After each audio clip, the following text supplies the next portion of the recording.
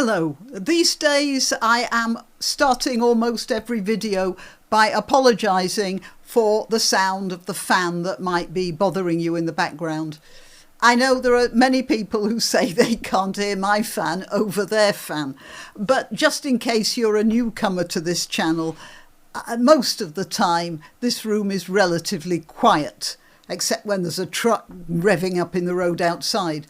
But yeah, I've got my own homemade truck here, blowing air at me as low as I can stand it, considering the way the heat builds up in this attic. Okay, so I'm going to be talking about the Sandy Peggie case. And again, if you're a newcomer to this channel and don't know anything about Sandy Peggie, I mean, she's lovely. She's got a second name that sounds like a first name. So when she's referred to as Nurse Peggie, it does sound all very cosy, doesn't it? Unfortunately, however, Nurse Peggie has found herself in the eye of a storm. Well, actually, that's wrong, because the eye of a storm is supposed to be relatively quiet. I mean, she has a tornado going on around her, and there are at least three things that I'm going to be talking about in this video. The first is the fact that her union is not supporting her. Is that a surprise? The second thing is that the way her superiors, they like to call themselves her superiors, handled the case to start with in a very underhand and sneaky way. And then the third thing is how NHS Fife, again, if you don't know, that's the National Health Service in the Fife district, which is in Scotland, and nothing to do with fifes and drums. NHS Fife issued a statement while a hearing was going on, and that's attracted some criticism from the sort of people you wouldn't expect criticism from. And you can see how bad things are when you've got the media criticising a bunch of wokies. All right, well, I'm just warning you, that's what I'm going to be talking about. I'm Granniopteryx. Please like this video. Please share it. Please subscribe to my channel. The subscription numbers are just dropping, even when the viewing figures are going up. There's something funny going on with YouTube. I really would like to push back on that. Okay, and if you want to contribute financially to my channel, all the links are in the description. Right,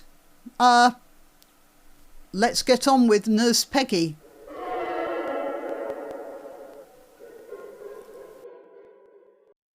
All right, so this is how it started. It was Christmas Eve a couple of years ago, I think. Not last year, but the year before. Not sure. Nurse Peggie was in the female changing room when in walked Dr. Upton, a man, a fully equipped man, who says he identifies as a woman and calls himself Beth.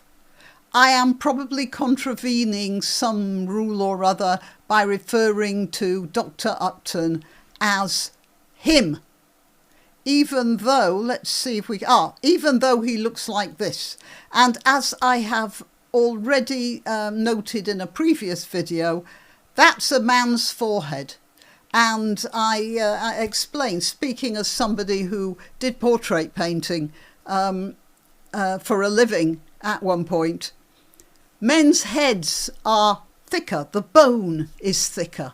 That's why men are the shape they are. Their heads are heavier, so their necks are thicker and their shoulders are broader to support that. Obviously because men are designed for not hunting and feeding the children, but fighting each other for access to the females. You know, let's go back a few, well, millions of years. So anyway, yeah, that's a man's forehead. Just right for nutting someone, isn't it? It's also a man's jaw. But yeah, women do have heavy jaws as well now, but that forehead there. Anyway, it's not the forehead I'm talking about. It's what's below the waist.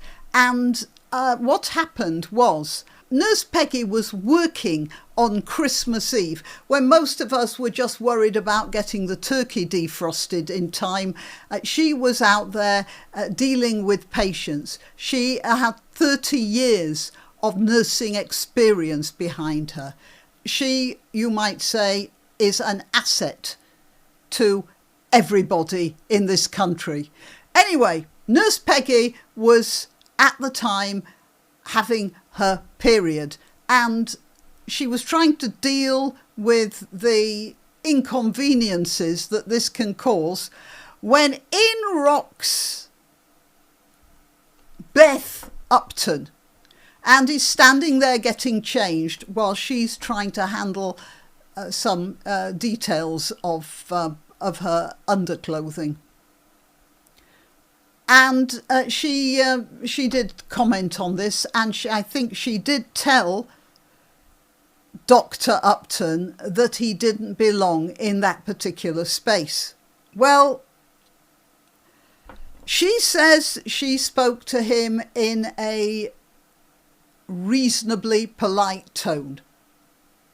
Dr. Upton, a man who thinks he's a woman and who seems to have some issues with reality, says that he was terrified of the way that Nurse Peggie was reacting to his presence.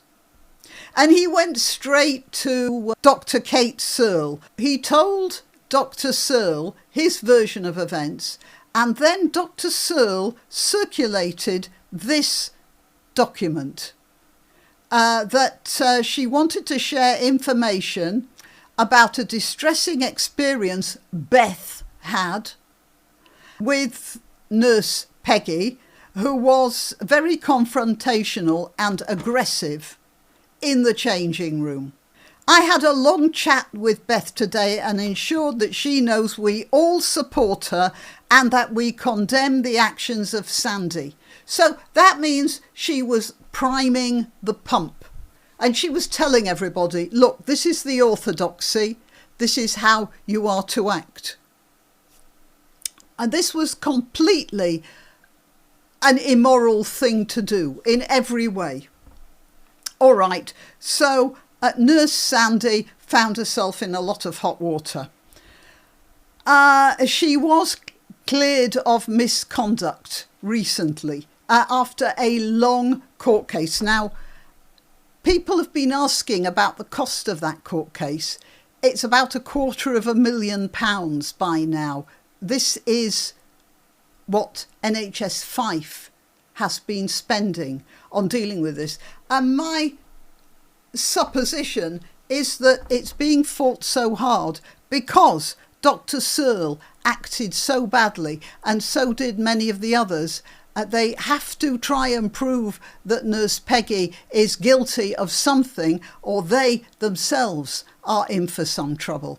Anyway, so next thing is Nurse Peggie is suing her union because she says they didn't protect her. She had to do all this herself.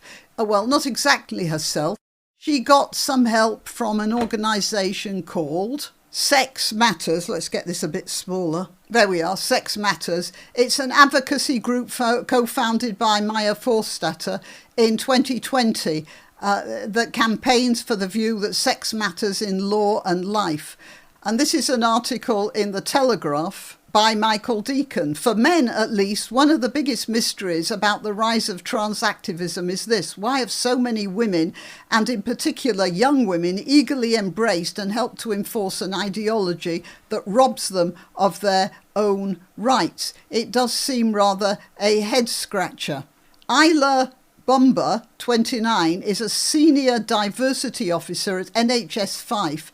At an employment tribunal on Wednesday, she was questioned about her advice that a trans woman, that is a biological male, should be allowed to use a hospital's female changing room. And during one extraordinary exchange, she told the tribunal that she doesn't know what sex she is.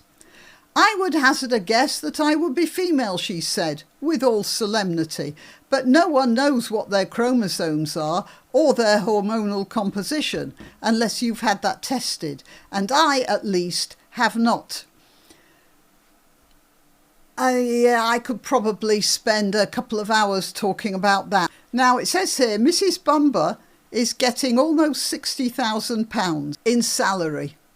I'm going to I'm going to change the reader so you can see Mrs. Bumber. The thing was, the page is so full of adverts. I put it on reader to get rid of them. But yeah, this is Mrs. Bumber, who doesn't know whether she is female or not. I would draw attention to her forehead and her jawline. But you can make up your own mind. Anyway, to make things even worse, and I have some notes here. Yeah, here we are. To make things even worse, I'm sorry, I just sneezed. I'm going to cut that out. But my mother always used to say that when you sneeze, when you say something, it means it's true. All right, so yeah, you can take it for granted that what I'm going to be saying now is true. What happened was that NHS Fife released a statement. Here you are. I'm not going to bother you by reading the whole thing. You can see it's a very long statement. You know, speaking as a teacher and a lecturer and somebody who's worked in radio, I can tell you that the more people talk, usually it means they've got something to hide. So it says here, with the Employment Tribunal now having recommenced, NHS Fife would like to clarify its position on a number of related matters to answer some of the questions posed to the Health Board by members of the press. And this is what I'm saying. This is what I mean when I'm saying that members of the press are unimpressed by NHS Fife's wokeness. And when you get the press on your bad side in a situation like that, it means you've worked really hard at alienating them. NHS Fife has obligations both as public... I mean, there's just a lot of burble here. And this is... I'm just going to show you how long this is. Why is NHS Fife continuing the tribunal case? Why not simply drop the action? Why indeed? Is this case not just about a staff member raising concerns about a trans woman using a female changing room? Yes, it is. How much has defending the Employment Tribunal case cost NHS Fife? It says here the cost is capped at £25,000. So what they're saying is it's not costing them any money. As of 30th of June, 258,831 and 31 pence, mustn't forget the 31 pence, in legal costs have been recorded as expenditure. But NHS Fife is liable only for the first 25,000. Now, this is supposed to exonerate them from wasting public money. Where's the rest of that going to come from? Well, your taxes, obviously. The money doesn't just appear out of the sky, does it now? So they reckon that this says that they've been quite parsimonious with their expenditure there. Look at that. £250,000. There are some people who could do with that money. Right. So why did NHS Fife seek a Rule 50 privacy order at the start of the tribunal proceedings? So they were trying to keep it quiet. Why did NHS Fife seek to restrict tribunal tweets and public access to live proceedings? What charges have NHS Fife made in response to the recent Supreme Court ruling on the legal definition of a woman? I made some notes so you don't have to go through all of this. Right, the statement was issued on July the 18th, and it was released, as they say, while the Employment Tribunal was in session. And it's interesting how throughout this whole business, like with the circular that Dr. Slir sent round to the other members of staff at the hospital, it seems like there's this attitude, both in NHS 5 generally and in the hospital itself, of preempting criticism by accusing the other party of some nefarious activity. All right, well, so they did that there, and a lot of people have said that this is prejudicial. It claimed somewhere in there that the tribunal had triggered a threat of physical harm and sexual violence against NHS staff. And critics, I say here, including Peggie's legal team, said that it associated these anonymous online threats with sex matters. The organisation, started by Maya Forstater, to fight these sorts of cases. And there's no evidence about this. So there may have been some rude emails, but there's no evidence that this had anything to do with sex matters, Nurse Peggie or her legal team. This statement here got criticism from the Information Commissioner, who criticised it for its petulant tone.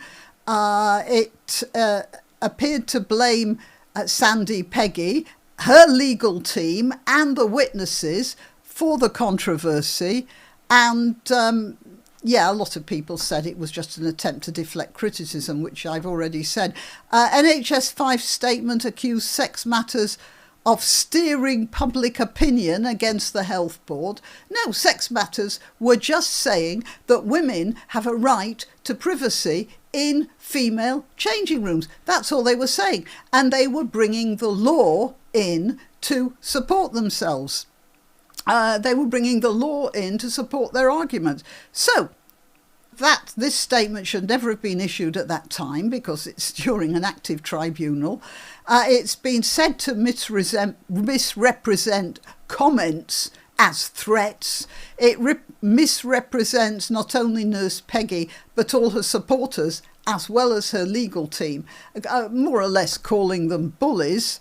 And it got criticism. Now, listen to this, from the legal team, the Scottish Information Commissioner, some of the politicians, and, you don't get much more woke than a Scottish politician generally, and the media. And as I said, you've got to work really hard to get the media to criticise a bunch of wokies. And here's a little article in the Scotsman who are reporting the things I've just said. They are absolutely not on the side of the NHS Trust, which is quite astonishing. Here, all these people here are being labelled by that statement as bullies and threatening to 6-foot men in women's frocks. It says that staff should be able to work without being subjected to unacceptable personal attacks. And the unacceptable personal attack was that Nurse Peggie said to Dr. Upton, "You're a fella, you shouldn't be here." And Dr. Upton became prostrate with terror at Nurse Peggie's threats. As this ex-post says, somebody has to take responsibility for signing off that NHS 5 statement. The board chair is Pat Kilpatrick. There's Pat Kilpatrick, but there's also Carol Potter, the chief executive, and Kirsty McGregor, the director of communications. We don't know who put out, I don't know until now, it seems like nobody knows who actually put out that NHS 5 statement. But yeah, that's it. It's a funny old world, isn't it? All right, till next time. You can help my channel by subscribing and clicking the notification bell. That's quite important. And by sharing if you're so inclined. Links to my other channels and to donation methods are in the description.